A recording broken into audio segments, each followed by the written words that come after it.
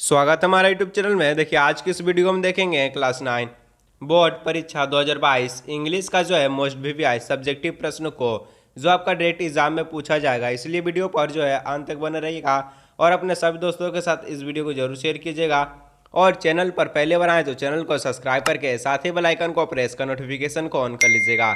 तो देखिए जो आपका है जो टर्म 2 का सब्जेक्टिव प्रश्न का जो आपका क्लास 9 की जो पूरी अच्छी तरह से तैयारी इस चैनल पर कराई जा रही है और इससे पहले भी जो है वीडियो अपलोड हो चुका है। ना देखे तो डिस्क्रिप्शन में लिंक है, जाकर देख लीजिएगा। आपका जो है मोस्ट इंपॉर्टेंट क्वेश्चन को जो है अपलोड हो चुका है। तो वीडियो पर अंत तक बने रहिएगा क्योंकि आपका यहाँ से एक भी प्रश्न जो आपका एग्जाम में छूटने वाला नहीं है, इसलिए वीडियो पर अंत तक बने रहिएगा। तो चलिए वीडियो पर अंत तक बने रहिएगा, इस वीडियो को स्टार्ट करते हैं। देखिए जो आपका सब्जेक्टिव प्रश्न जो आपका जून में लिया जाएगा, जो कि टर्म 2 का एग्जाम जो आपका है जून में लिया जाएगा। और सब्जेक्टिव प्रश्न में जो आपका ऑब्जेक्टिव प्रश्न रहेगा वेरी शॉर्ट रहेगा और जो है लॉन्ग रहेगा। यानी जो आपका 4 प्रकार का जो क्वेश्चन जो आपका सब्जेक्टिव प्रश्न में पूछा जाएगा, जो कि आपका टर्म 2 का एग्जाम जो है जून में लिया जाएगा। 16 जून से आपका जो स्टार्ट हो जाएगा, एग्जाम जो है स्टार्ट हो जाएगा।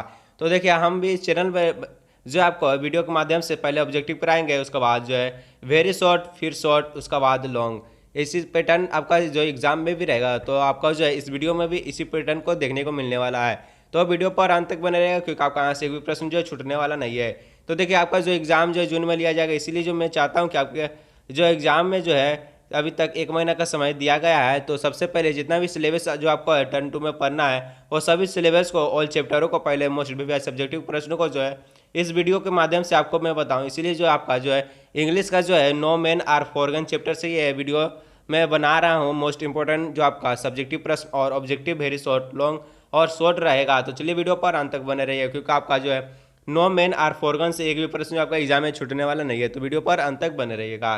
तो देखिए जो आपका पहला प्रश्न दिया गया है कि what does the poet means by uniform.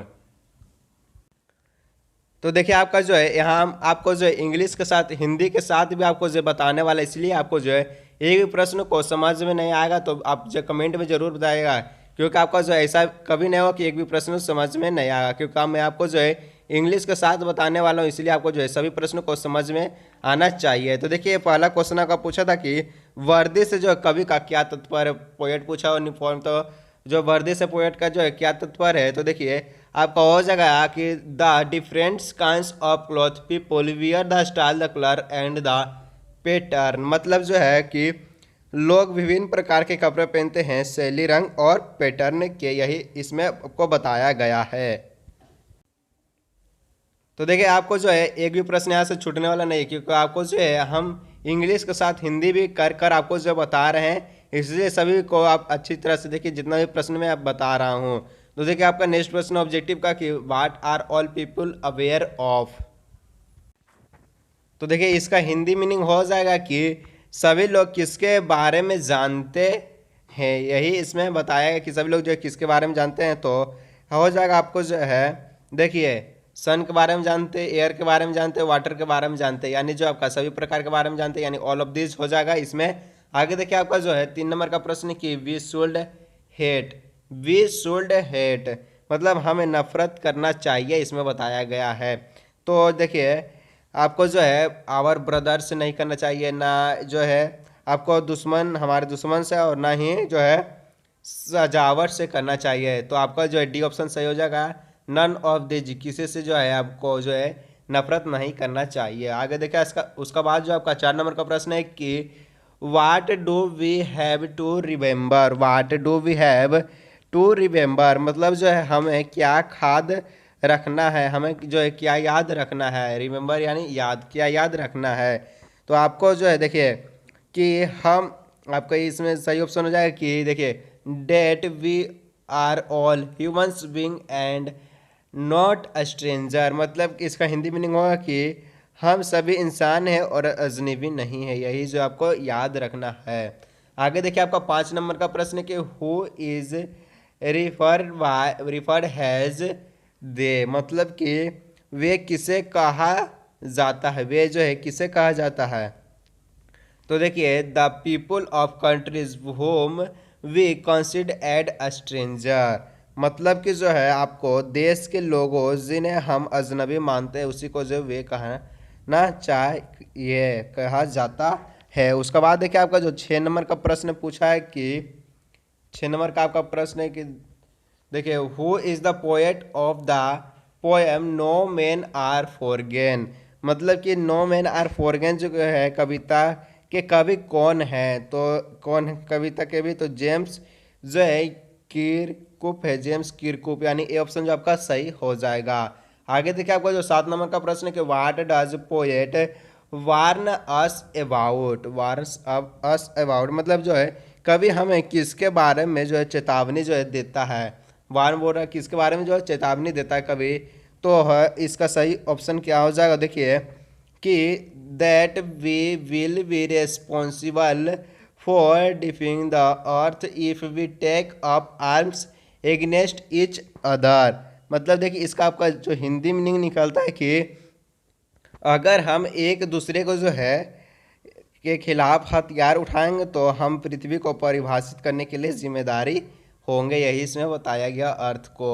तो उसका बाद देखिए आपका जो नेक्स्ट प्रश्न है 8 नंबर का जो प्रश्न है आपका कि what should we not do to other. मतलब कि जो है हमें दूसरों के साथ क्या नहीं करना चाहिए, दूसरों के साथ क्या नहीं करना चाहिए, अदर के साथ जो है देखिए क्या करना नहीं करना चाहिए, तो हेट यानी नफरत जो है दूसरों के साथ नहीं करना चाहिए। आगे देखिए उसका बाद 9 नंबर का प्रश्न है कि who are responsible for spoiling the earth. मतलब कि पृथ्वी के जो है खराब करने के लिए कौन जिम्मेदार है, रेस्पॉन्सिबल कौन जिम्मेदार है, तो देखिए ह्यूमन बींग्स यानी जो है मनुष्य ही जो है जो पृथ्वी का जो है जिम्मेदार ठहराया जाता है खराब करने के लिए। देखिए यहाँ पर आपको जो है टोटल 13 गो है जो है आपको ऑब्जेक्टिव मोस्ट इंपॉर्टेंट क्वेश्चन बताया जाएगा। उसके बाद जो आपका वेरी शॉर्ट शॉर्ट और लॉन्ग क्वेश्चन बताया जाएगा। तो देखिए आपका जो 10 नंबर का प्रश्न है कि in the end we all shall lie in.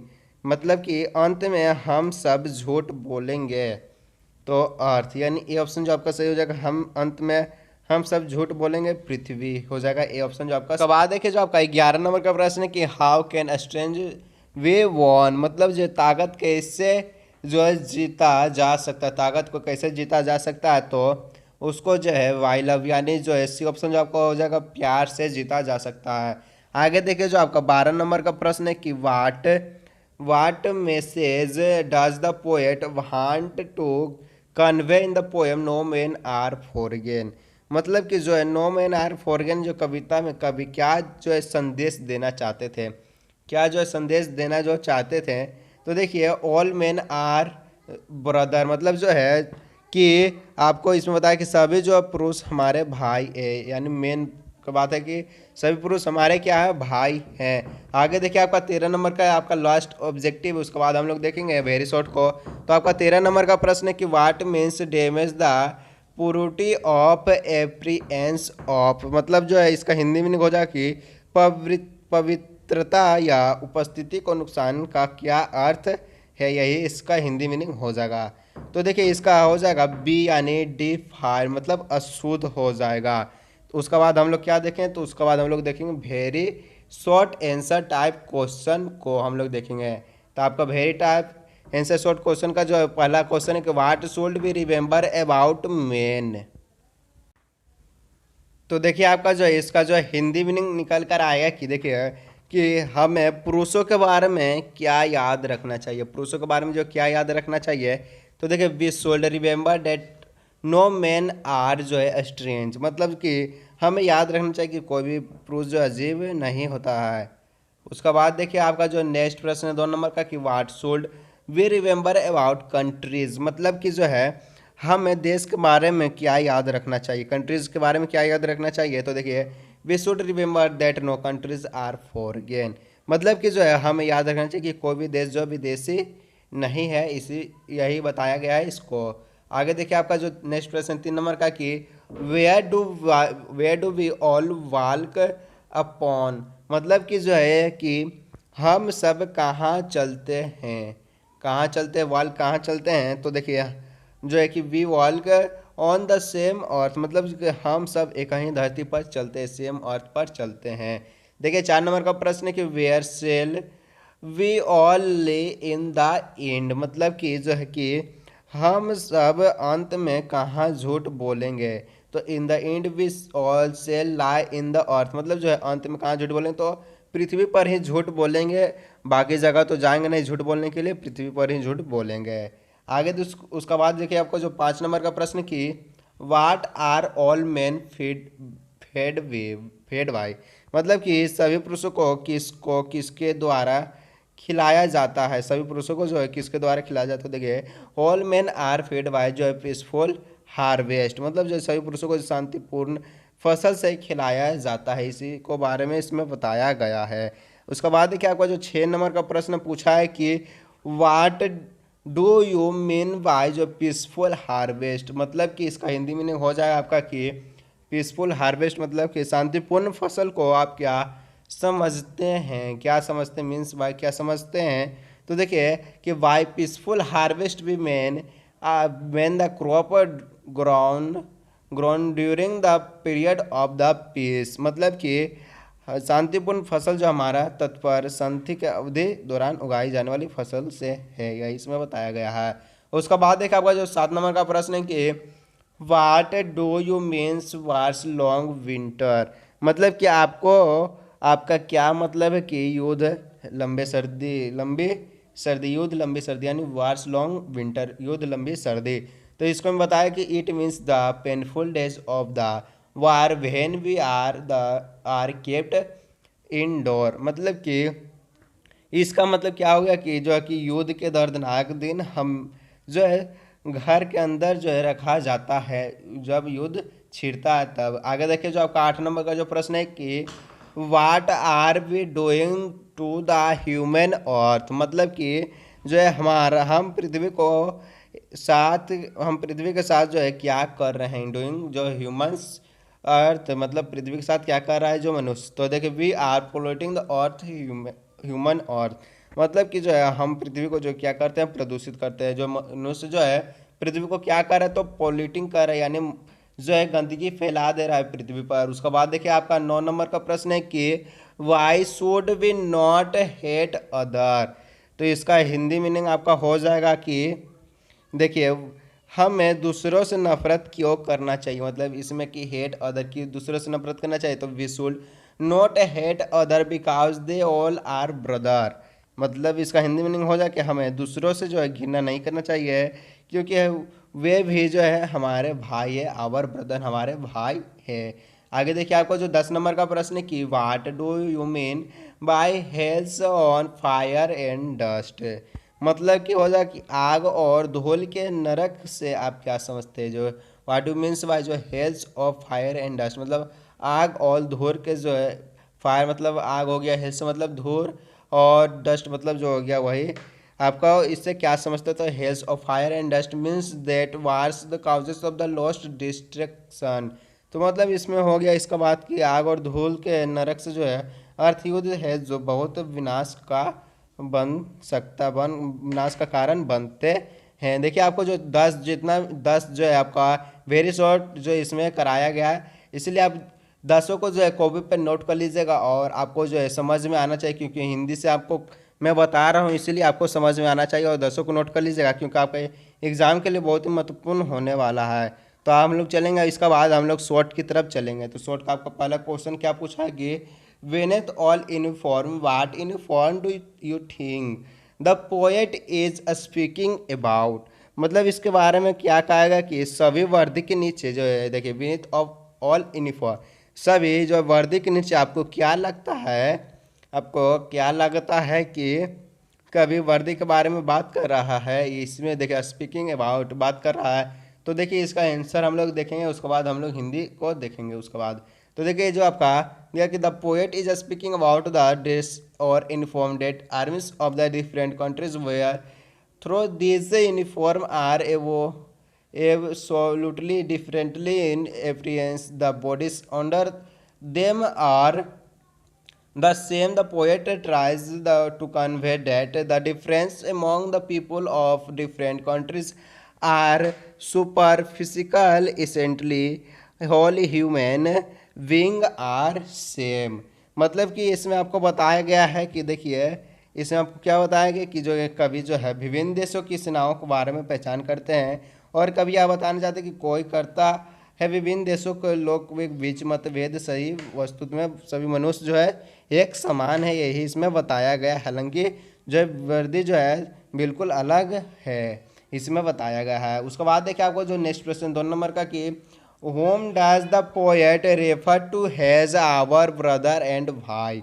मतलब कि जो है कभी हमारे भाई किसे कहते हैं और क्यों। देखिए आवर ब्रदर एंड भाई किसे कहते हैं और क्यों, तो किसे कहते हैं और क्यों कहते हैं, तो देखिए इसमें कि the poet refer to the people living in other countries and our brother he said to because because the superficial dissimilarities of a complexion language dress culture and जो है नेशनली जो do not and must not segregate us as human beings, human wants, human needs, human hopes, human emotion are the same anywhere in the world, मतलब कि जो है कभी दूसरों देशों, तो देखिए जो है कभी दूसरे देशों में रहने वाले लोगों को हमारे भाई कहते हैं। वे इसलिए कहते हैं क्योंकि रंग, भाषा, पहनावा, संस्कृत और जो है राष्ट्रीय सतही असमानता हमें मनुष्य के जो है रूप में अलग अलग नहीं करती है। इंसान की ज़रूरत ह्यूमन्स वांट्स, ह्यूमन नीड्स हो जाएगा जो आपका इंसान की ज़रूरत है, नीड्स इंसान की उम्मीदें हो जाएगा ह्यूमन्स ऑफ जो है। उसके बाद ये मानवीय जो है भावनाएं मतलब इमोशन, और उसके बाद जो है same anywhere in the world यानी कहीं भी जो है एक जैसी है। उसके बाद देखिए आपका जो नेक्स्ट प्रश्न 3 नंबर का कि how does the poet suggest in the जो है first stranger that all people on earth are same, मतलब कि इसमें आपको पूछा गया है कि कवि जो है कैसे सुझाव देते हैं कि पहले छंद में जो है कि पृथ्वी पर सभी लोग समान है, पृथ्वी पर सभी लोग समान है। जो आपका देखिए स्टेंजा मतलब होता है छंद में, तो देखिए इसका उत्तर हो जाएगा आंसर की इन द फर्स्ट स्टेंजा यानी छंद में जो है the poet suggested that no human being is stranger or different beneath the a superphysical surface of our bodies. We all have similar earth, heart, minds and souls. We all breathe and live in the similar manner. The earth is our common assist and one day we all shall die and we buried in the same way. मतलब कि जो है पहले जो है श्लोक में जो है कभी सुझाव क्या दिया कि इंसानियत जो है अजीब या अलग अलग नहीं है, हमारे शरीर की सतह के नीचे हम सभी एक दिल में रहते हैं, यही इसमें बताया गया है शॉर्ट लेकर। आगे देखो आपका जो 4 नंबर का प्रश्न है कि what does the poet means ज व्हेन ही से इन विच वी ऑल सेल लाई, मतलब जो कवि का क्या अर्थ है कि जब वह कहता है कि जिसमें हम सब झूठ बोलेंगे, जिसमें हम सब झूठ बोलेंगे, किस पे बोलते तो पृथ्वी पे। देखिए the poet means that we shall lie under the same earth, मतलब पृथ्वी के जो अंदर ही हम लोग झूठ बोलेंगे, उसके बाहर तो झूठ बोल नहीं सकते हैं। Here lie means the means to be buried after जो है death, this is to highlighted that all of us have to meet the same fate sooner or later, hence there is no point in the hating each other, मतलब कि इसमें बताया है कि जो है कि कभी का अर्थ है कि हम सब एक ही धरती के नीचे रहेंगे, यही झूठ का अर्थ और मृत्यु के बाद जो है दफना या इंसान को जो है प्रकाश डालने के लिए जो है देर सवेर एक ही भाग्य से मिलता है, इसलिए एक दूसरे को जो नफरत करने का कोई मतलब नहीं है, नफरत करने का कोई मतलब नहीं है, यानी हेटिंग। तो उसका बाद देखिए जो आपका 5 नंबर का प्रश्न है कि देखिए 5 नंबर के in stanza 1 find 5 way in which we are alike pick out the words passage suggesting these similarities, मतलब कि जो है श्लोक मतलब जो स्टेंजा मतलब हो गया पहले छंद में कि फाइंड 5 वेज मतलब कि 5 तरीके खोज जिनसे हम एक जैसे हैं, इसी के बारे में दर्शाओ कि वाक्यांश को चुनना है। तो देखिए कि following are the 5 phrases that suggest that we are all alike. देखिए पहला कि no man are stranger strange, no countries foreign a single voice breath like ours. उसके बाद देखें कि the lands our brother walk upon is earth like this in which we all soul lie। मतलब कि इसमें बताया गया कि देखिए पहला पॉइंट है कि कोई आदमी जो है जीव नहीं है, कोई विदेशी नहीं है, दूसरा पॉइंट है। उसके बाद तीसरा है में कि एक अकेला शरीर हमारी तरह सांस लेता है। चौथा है कि देखिए कि जिस भूमि पर हमारे भाई चलते हैं वहीं पर हम भी चलते हैं। और पांचवा में है कि जिसमें हम सब झूठ बोलेंगे, यही हो गया। उसके बाद देखिए आपका जो है लॉन्ग आंसर क्वेश्चन जो आपका स्टार्ट हो गया, जिसमें आपको जो 3 जो महत्वपूर्ण क्वेश्चन को बताया जाके जो कि आपके टर्म 2 के एग्जाम के लिए बहुत महत्वपूर्ण होने वाला है, इसलिए तीनों को आप अच्छी तरह से देखिएगा। तो चलिए पहला क्वेश्चन को हम लोग देखते हैं। तो देखिए आपका जो पहला क्वेश्चन है कि how does the poem justify that people in the all countries of the world are essentially the same. मतलब कि कविता जो किस प्रकार इस बारे में ठहराती है कि सही ठहराती है कि अन्य दुनिया के सभी देशों के लिए क्या अनिवार्य है और एक जैसे सेम एक जैसे, यानी जो आपका देखिए आंसर देखते हैं हम लोग। The poet justify the statements that people living in different countries are essentially the same by stating the no man are stranger every single body breath and function every single body and breath and function same ways as our each one of us equally need the sun air and water. Humans hand to are used for the similar purpose of the toiling for the livelihood as to a perform to similar function of speaking and walking up. Love wings us all and we all recognize it power। तो देखिए इसमें आपका जो Hindi meaning हो जाएगा कि देखिए कविता इस कथन को सही ठहराता है कि वह विभिन्न देशों में रही रहने वाले अनिवार्य रोगों को जो है एक जैसी है, और यह कहते हैं कि कोई भी दुनिया में अजीब आदमी नहीं होते हैं और हमारा शरीर जो है एक ही सांस लेता है, और जो है मनुष्य के हाथों का उपयोग भी सही तरीका के आविष्कार के लिए मेहनत किया जाता है, इसी में आपको बताया गया है। तो देखिए ज़्यादा लॉन्ग नहीं है, अगर आपको समझ में नहीं आता है तो आपको जितना भी समझ में आए, जितना भी आप अगर इसको भी शॉर्ट कर सकते तो कर सकते, कोई दिक्कत नहीं है। लेकिन आपको जो है एग्जाम में जो आपका क्वेश्चन के नीचे जो आपका जितना भी लाइन दिया जाएगा आंसर को लिखने के लिए आपको पूरा लाइन को भरना है, तभी आपको जो है फुल मार्क्स वहाँ से मिलेगा। तो आपको जो समझ में आना चाहिए और जितना शॉर्ट करना है उतना कर सकते, कोई दिक्कत नहीं है, लेकिन आपको जो लाइन को भरना है। उसके बाद देखिए आपको जो 2 नंबर का प्रश्न दिया गया है कि wars have always brought total in this world yet they are fought repeatedly discuss. मतलब कि जो युद्ध में जो हमेशा जो है दुनिया को पूरी तरह से तबाही मचा देता है, फिर भी जो बार बार जो युद्ध करा जाता है यानी लड़ा जाता है, इस पर चर्चा कीजिए यानी डिस्कस कीजिए। तो देखिए आंसर इसका है कि wars are the result of our ambition and greed of irresponsible rulers of the world. They brings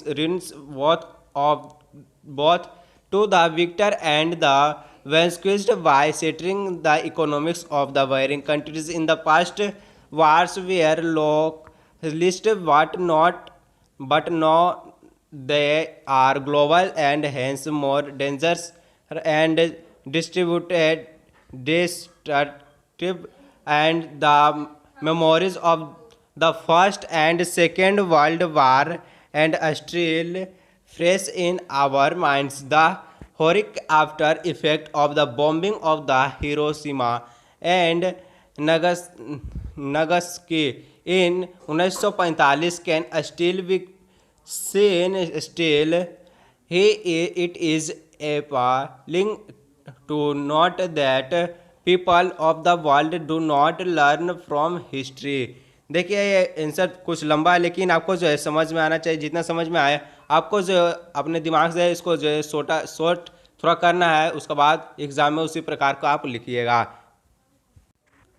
तो देखिए इसका हिंदी मीनिंग होता है कि युद्ध जो है दुनिया के गैर जिम्मेदारी शासकों को अधिक महत्वाकांक्षा और लालच का परिणाम देता हुए युद्ध के देशों की अर्थव्यवस्था पर जो इकोनॉमिक्स पर जो है जो असर पड़ता है। और जो है प्रथम और द्वितीय विश्व युद्ध के अवधि में जो है जोहान में ताज़ा है और 1945 में जो है हिरोशिमा और नागासाकी जो था पर बमबारी के भयानक परिणाम भी देखे जा सकते हैं। ये इसमें बताया गया है इतिहास के बारे में जो है बताया गया है। उसके बाद देखिए आपको जो लास्ट नंबर है जो आपका लॉन्ग क्वेश्चन का कि how does the poet James kept the probe that no men are forgotten how far is able to convict his reader about it। आपका हिंदी मीनिंग हो जाता है कि जो है कि बार बार जो अब युद्ध जो होता है जेम्स मतलब जो जेम्स किरकुप जो है साबित करते हैं कि कोई भी जो पुरुष विदेशी नहीं है वो अपने पाठक के इस बारे में कहाँ से समझ आ पाते हैं। तो इसी बारे में इसमें बताया था। देखिए the poet James Kirkup cites various example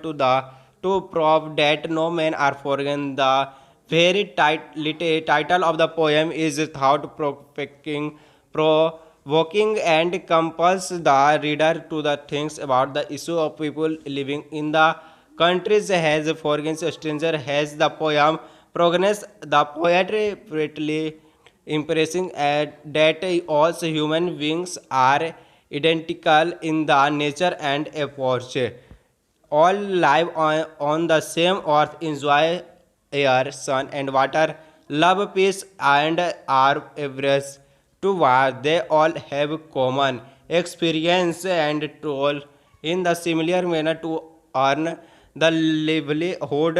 The logical reasoning put forth by the poet and the frequent reminder fully conveys the reader that no man are foreign. मतलब कि इसमें सिंपल होता है कि जो है जेम्स क्विकुप जो कवि थे जो साबित करना चाहते हैं कि विभिन्न उदाहरण देते हैं कि जो है कि पुरुष विदेशी नहीं है। कविता का यही शीर्षक बताया गया है।